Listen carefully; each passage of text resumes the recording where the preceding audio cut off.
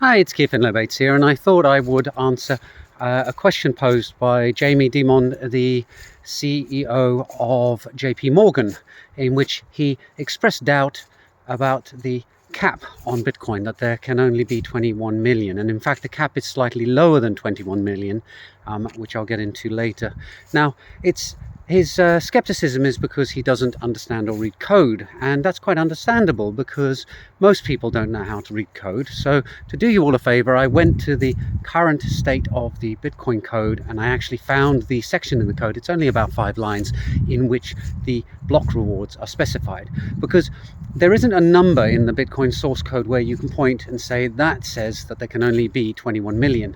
Instead, it's a property that arises due to the fact that there are block rewards, which are handed out every 10 minutes on average. And the block rewards started at 50 Bitcoins per block. So by modern prices, quite a staggering amount that people in the early days got from mining. And that's why Satoshi Nakamoto is sitting on an absolute fortune.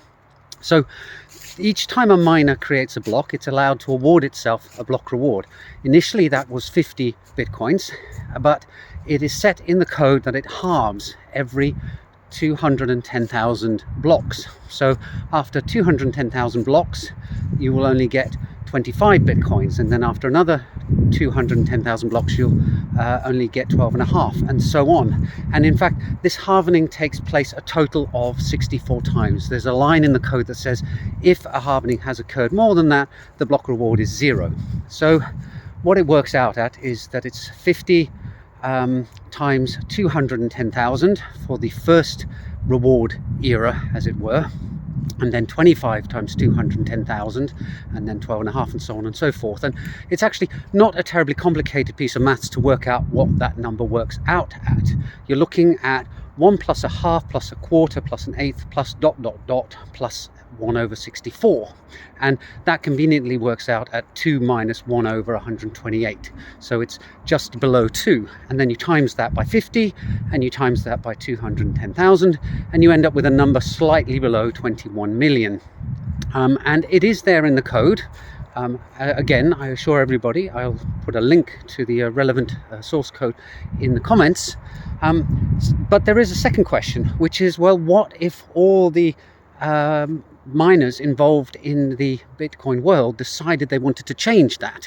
What if there was a general consensus that let's change that piece of code from a particular date onwards? So we'll make it that as of January 1st, 2025, the block reward will be 10 Bitcoins per block forevermore. So that would mean that the amount of Bitcoins would just keep increasing and increasing. There wouldn't be a cap anymore. And one of the big selling points about Bitcoin, that it's a deflationary cryptocurrency, would go out the window. Well, the issue there is that you would need to get everybody on board, or rather the vast majority of people. And we've seen in the Bitcoin world that it's actually surprisingly difficult to get everybody to agree to make a change.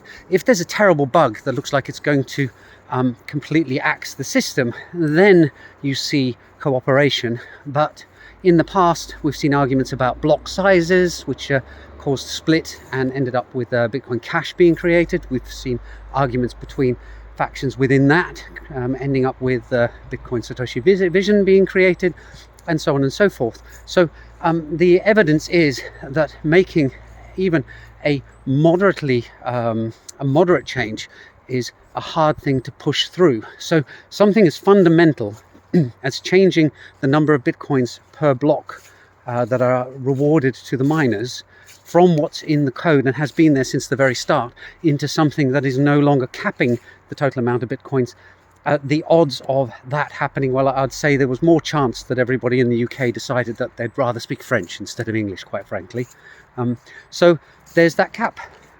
It's there, it's going to stay there, and it's not going to change. I hope that helps, Jamie. And you might want to ease up on the constant attacking, because to be honest, it's been going on for so long that it's not making you look good. Anyway, that's my message to the CEO of JP Morgan. Hope you found it useful, and I hope I saved you a lot of effort in having to learn C++ programming and going and looking at source code. To the rest of you, look forward to seeing you all in the next video soon. Bye for now.